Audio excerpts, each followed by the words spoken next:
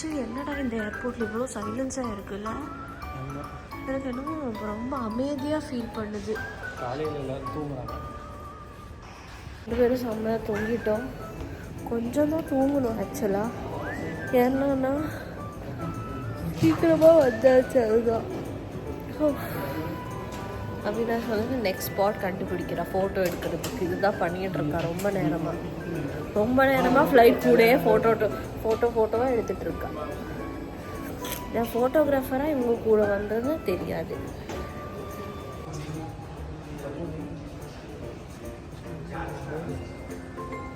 பாப்பாவெல்லாம் எடுத்துகிட்டு வரனால ப்ராப்பராக ப்ளாகும் எடுக்க முடியல எங்களால்.